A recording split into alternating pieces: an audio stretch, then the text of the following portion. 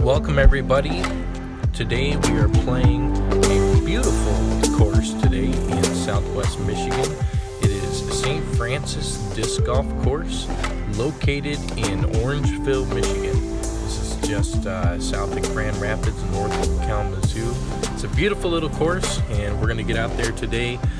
My name is Sam Newdeck and we're going to be playing the first 9 out here at Orangeville.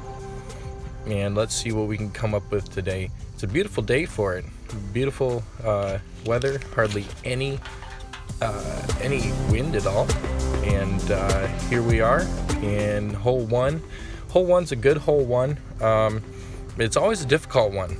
You always want to get a good shot on this hole off the tee pad. Otherwise, you're looking at a bogey normally. So we line up here with the Corvette. We let it fly, and it's gonna hyzer out right with that forearm. It kind of goes through the side of this pine here and gets caught up. Still probably 150 feet from the basket, 120 feet from the basket. What you want to do is take this line that you're seeing now over to the left and kind of get your disc to flip around and land somewhere out here in the open with a good look at that basket. We do have a good lie here. So I'm going to go ahead and run DDX at it and see if I can't get it to flip over and into them chains. There we go. We got hung up in the tree there, and that's going to cut the flight in half. It's going to fall short of the basket. Should be a pretty easy cleanup for par. Par is actually a pretty good score in this hole for most players. It's always nice when you get a bird though. So line up for the putt. See that focus, dial it in. Hits the chains, or even for par on the first hole. All right, moving on to hole number 2 at St. Francis. This is a straight runner in the pin position it's in now. If it's over to the right, it becomes a little bit more difficult, but we're gonna run it straight at her. Again, gonna take the Corvette and see if we can't get it to fly out and land right by the basket. Hopefully bang them chains. Go. Thing of flying, it's going to hook out to the left, get caught up in a tree there just a little bit, but it's going to get through. Normally a good route to take is to get through this little opening here and land right out there in the fairway. If you can hit it right, you can get all the way to that basket.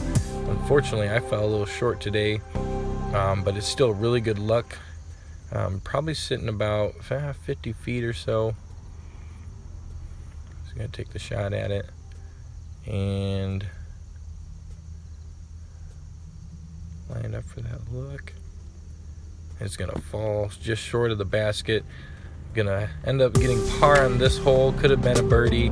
It was a pretty long shot though, pretty long putt. And there we go. Clean it up for for par actually.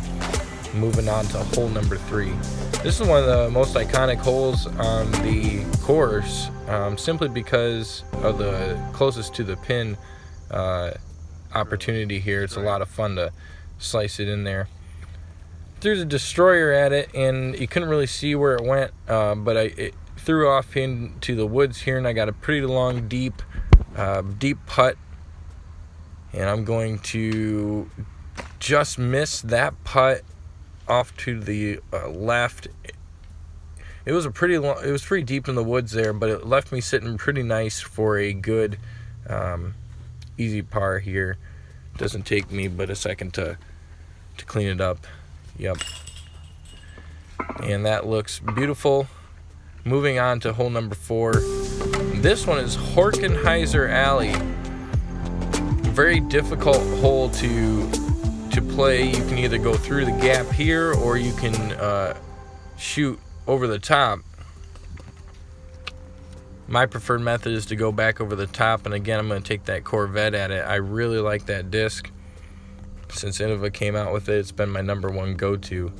We're going to go ahead and try and get a big hyzer off the backhand. And it's way up there. Look at that go. Flip back, I'm telling it to flip back there, and it does just barely flip back, lands on the other side of the rough. Still got a really long putt here to get the birdie. I'm going to run a sidearm putt at it. See if I can't get right in there.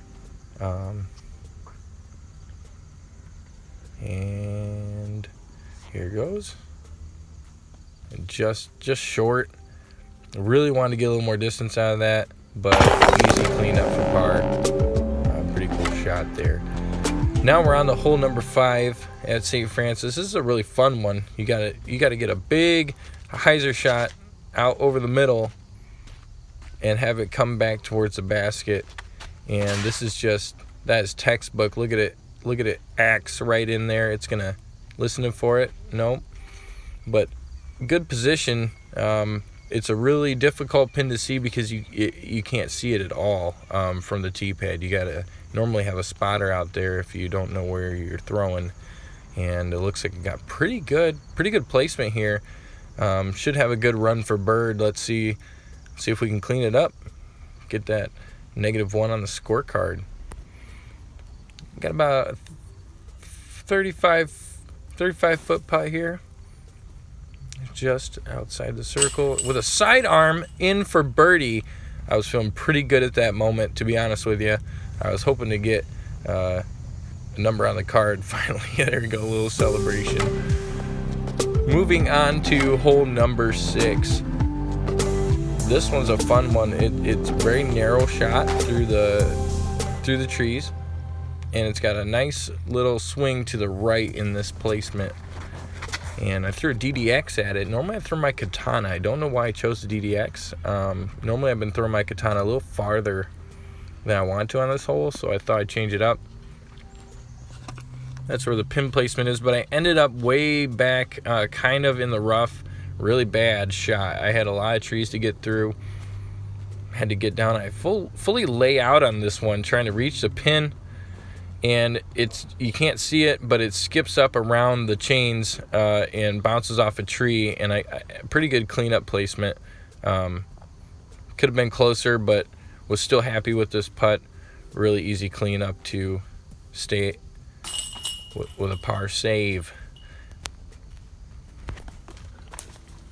Really enjoy St. Francis. This is the course I learned how to play disc golf on.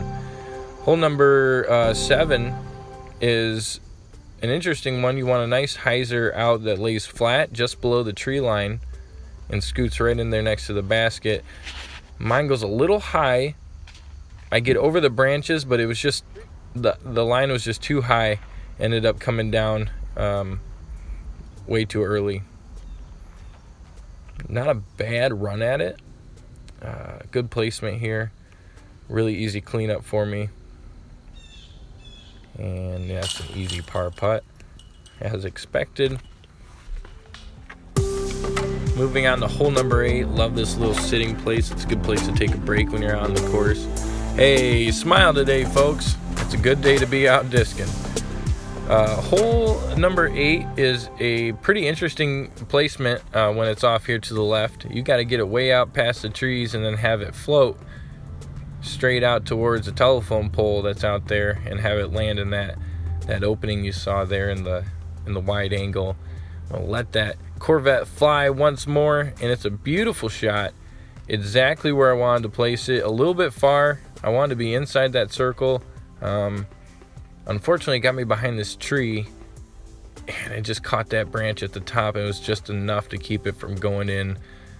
I really wanted that second bird on the card, but we'll take the par. Easy cleanup. Hole 9 normally is back in those trees that you saw there to the left, but now it's behind this bush way out on the other side of the field.